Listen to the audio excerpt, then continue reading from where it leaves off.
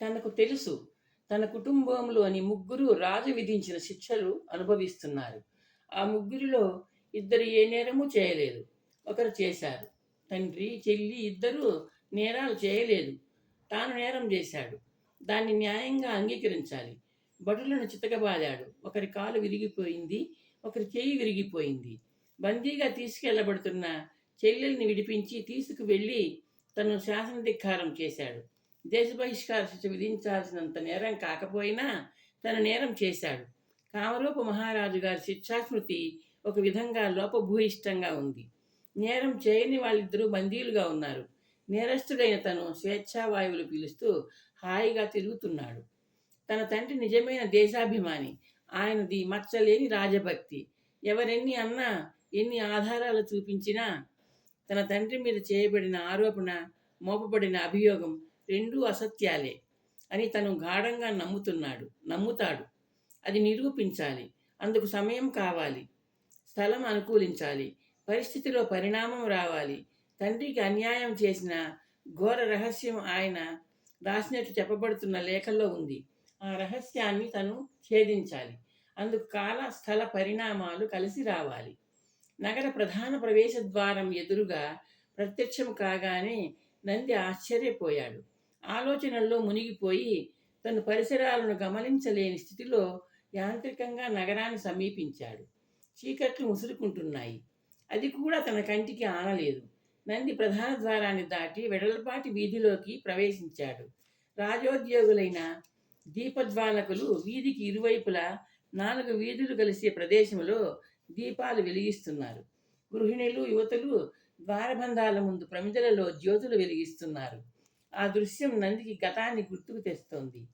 అసుర సంధ్య, దీపాలు వెలగాలి అనేది అమ్మ పరమపదించాక ఇంటా బయట దీపాలు వెలిగించే బాధ్యతను చెల్లి దీపాంకుర స్వీకరించింది.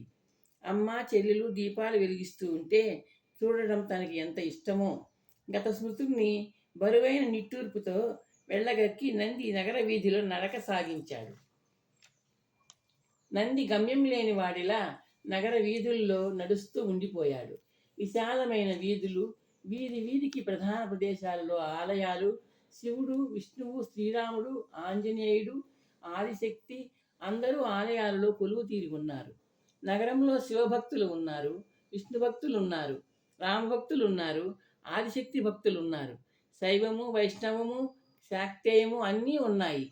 తన కామరూప నగరంలో ప్రధాన దేవత కామరూపాంబికే. వీధికి భవనాలలో, ఆలయ నిర్మాణాలలో తేడాలు ఉన్నాయి. తాను 4-5 వీధులలో పర్యటించినట్టున్నాడు.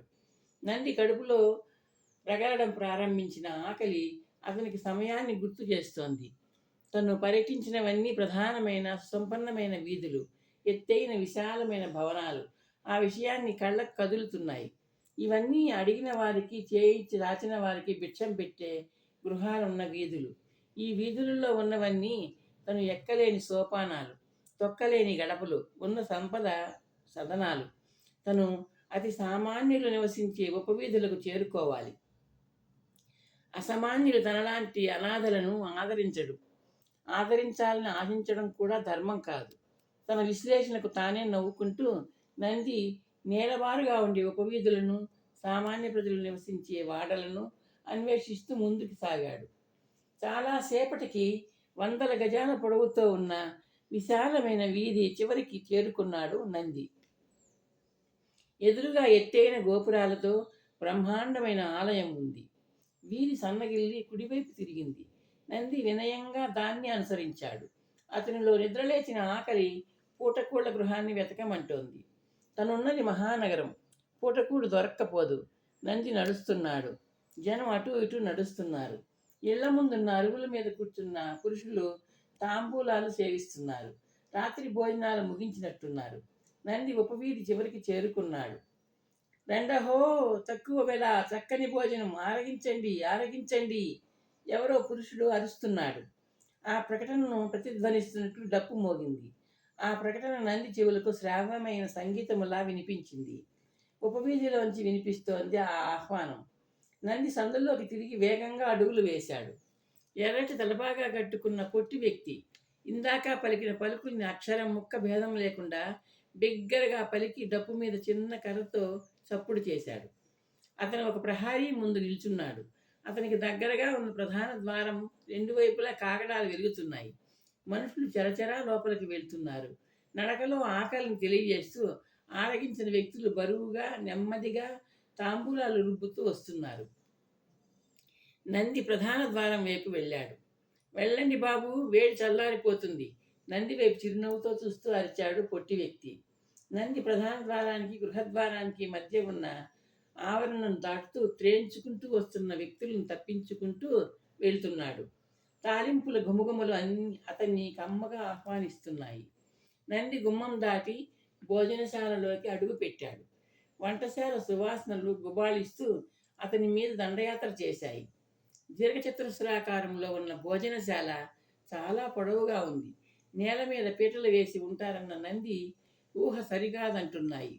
చలువరాతి పలకలతో రూపొందిన ఎత్తుగా పొడవుగా ఉన్న అరుగులకు అటువైపున గోడలకు ఆనుకుని నిర్మించబడిన సన్నటి అరుగు భక్తులకు ఉన్నతమైన ఆసనాలుగా ఉన్నాయి. ముగ్గురు వ్యక్తులు రకరకాల పదార్థాలు వడ్డిస్తున్నారు.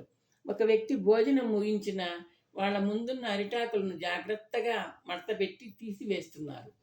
భోజనాలు చేయబోయే వ్యక్తులు ముగించిన వ్యక్తులు భోజనశాల కుడివైపున ఉన్న ద్వారం గుండా అవతలికి వెళ్తున్నారు. చేతులు శుభ్రం చేసుకుని వస్తున్నారు. నంది వాళ్ళను అనుసరిస్తూ వెళ్ళి చేతులు కాళ్ళు శుభ్రం చేసుకుని ఒక వడ్డించిన విస్తరి ముందు కూర్చున్నాడు. కాసేపట్లో 2 పచ్చళ్ళు 2 వేపుళ్ళు అరిటాకు మీద ప్రత్యక్షమయ్యాయి. ఒక వ్యక్తి ముద్దపప్పు వడ్డించాడు. పెసరపప్పుతో చేసిన పప్పు. క్షణాల్లో వడ్డన పూర్తయింది. మంచు ముద్దలా ఉన్న తెల్లటి అన్నం, అప్పడం, వడియాలు, బుడమవరుగులు, గారె. ఒక మధ్య వయస్కురాలు వచ్చింది. నెమ్మదిగా అవసరమైంది అడిగి వడ్డించుకుని కడుపారా భోంచేయండి నాయనా అంటూ నవ్వుముఖంతో చెబుతూ ధారాళంగా అన్నం మీద నెయ్యి పోస్తూ వస్తోంది. నంది ఆమెనే చూస్తున్నాడు. ఆమె ఒక వృద్ధుడి ముందు నిలబడింది.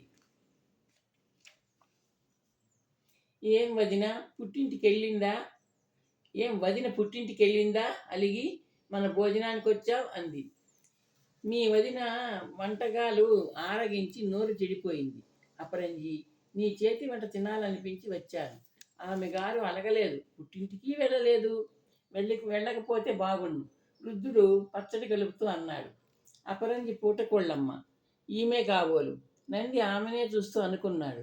ఇల్లు ఇల్లాళ్ళు ఉన్నవాళ్ళ కూడా అపరంజి భోజనాన్ని ఇష్టపడతారన్నమాట. నంది భోజనం ప్రారంభించాడు. అందరూ భోజనం చేస్తున్నారు. నిశ్శబ్దం తాండవిస్తోంది. ఆ నిశ్శబ్దం అపరంజి వంటకాల రుచిని తెలియజేస్తోంది. ఉన్నట్టుండి టకటకమన్న అడుగుల చప్పుడు ఆ నిశ్శబ్దాన్ని భగ్నం చేసింది. ఏదిరా అది అపరంజి? ఒక కంఠం బిగ్గరగా అంది. అది కంఠధ్వనిలా లేదు, కొడవలి మీద రాస్తున్న ఆకురాయి చేసే శబ్దంలా ఉంది. నంది తలెత్తి చూశాడు. నల్లటి ధోవతి, నల్లటి అంగి, ఎర్రటి తలబాగా ధరించిన భారీ వ్యక్తి ఠీవిగా నిలుచున్నాడు. చేటంత ముఖం, మెలితిరిగిన బుర్ర మీసాలు, తాంబూల చర్వణంలో ఎరుపెక్కిన పెదవులు, ఎర్రటి కళ్ళు, నడుముకు వరలో కత్తి. అతని వెనుక 4 దృఢకాయలు నిల్చున్నారు. మోకాళ్ళ దాకా ఉన్న పొట్టి గోజీలు ధరించారు. నడుముల పైన శరీర భాగాలు నల్లగా మెరుస్తున్నాయి. అందరివి కుండల్లాంటి బొజ్జలు. నిన్నే! ఆ వ్యక్తి మళ్ళీ అరిచాడు. విదారకుల వారు దయచేశారని మీ అపరంజికి చెప్పరా? వడ్డిస్తున్న వ్యక్తి భయంగా చూస్తూ చేతుల్లోని గిన్నె కింద పెట్టేసి లోపలికి పరిగెత్తాడు. అందరూ తినడం మాని అతని వైపు, అతని సేవకుల వైపు చూస్తున్నారు. నంది అప్పడం నములుతూ వాళ్ళనే చూస్తున్నాడు. కాసేపట్లో అపరంజి పరుగున వచ్చి గడప మీద నిలిచి ద్వారబంధానికి ఆనుకుంది. ఏం మళ్ళీ వచ్చావు అందామె విదారకుడితో. నీ ఇంటిల్లిపాదికి ఈ పూట భోజనాలు పంపించేశానుగా ఉచితంగా.